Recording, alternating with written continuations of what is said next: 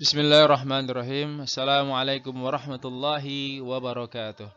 Alhamdulillah wassalatu wassalamu ala Rasulillah amma ba'du. Pemirsa Teras Islam yang dirahmati Allah Subhanahu wa taala, sekarang kita akan membahas atau mengkaji tentang mengenal mushaf Al-Qur'an Maroko, gitu ya. Nah, ini adalah penampakan ya, cover depan dari salah satu Quran mushaf Al-Quran Maroko. Ya, jadi Maroko itu kalau di dalam pemetaan wilayah Islam dia masuk dalam kawasan Maghribi Barat, gitu ya.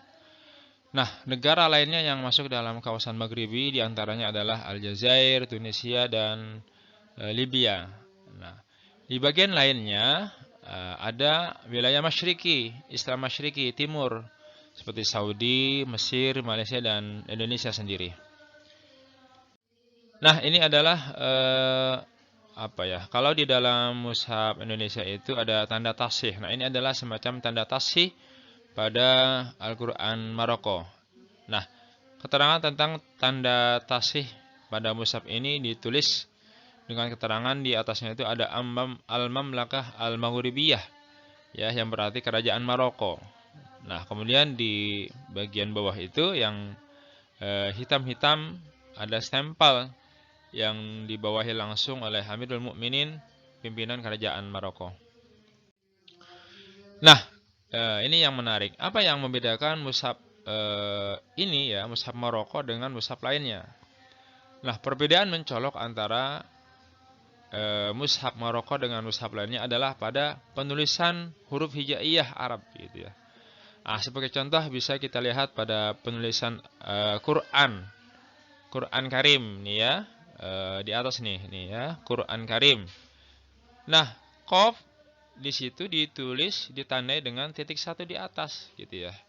Jadi kalau kita yang bagian Masyriki, bagian timur, yang huruf hijaiyah menggunakan Masyriki, ini bacanya bisa-bisa Qur'anun Karim, gitu ya. Tapi orang-orang wilayah Maroko, Maghribi itu ini ditulis bacaannya Qaf, gitu ya. Jadi Quran Karim. Nah, itu di antara perbedaannya. Nanti akan kita ulas di bagian berikutnya tentang sistem perbedaan penulisan antara huruf hijaiyah antara Masyriqi dan Maghribi. Nah, selain perbedaan sistem penulisan, mushaf di kawasan Maghribi, terutama mushaf Maroko ini, gitu ya, menggunakan bacaannya menggunakan riwayat qiraat Imam Nafi, riwayat Warash. Nah, ini bisa kita lihat di bagian bawah nih. Nah, ini ya, biriwayat Warash, gitu ya. Jadi Al-Qur'an ini, mushaf Maroko ini menggunakan qiraat Imam Nafi, riwayat Warash. Nah, kalau kita di Indonesia itu menggunakan qiraah Asim, riwayat Imam Hafs. Nah, ini diantara perbedaan lainnya. Nah, ini contoh ya, contoh surat Al-Fatihah ya di bagian awal mushaf Maroko. Ya, kita bisa lihat di sini penggunaan sistem penulisan Maghribi dan qiraah yang dipakai adalah riwayat Warash dari Imam Nafi. Nah, kita bisa lihat misalnya di sini Alhamdulillahirabbil alamin. Dia huruf nunnya itu kalau di bagian akhir satu lafadz dia tidak ditulis titiknya, gitu ya. Nah, lihatnya lagi misalnya nih Malik Yaumiddin, kemudian nasta'in. Jadi nun di akhir lafadz itu tidak ditulis.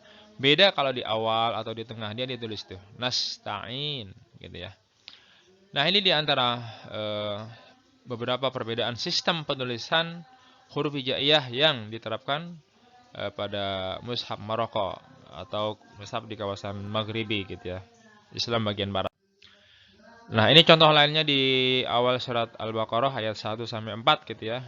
Bisa kita lihat masih sama sistem penulisannya, gitu ya.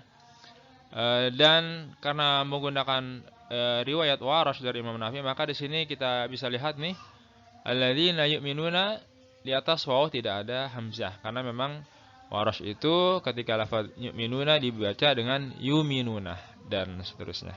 Nah, ini diantara beberapa perbedaan, gitu ya, antara mushaf Maroko dengan mushaf mushaf Indonesia dan mushaf lainnya.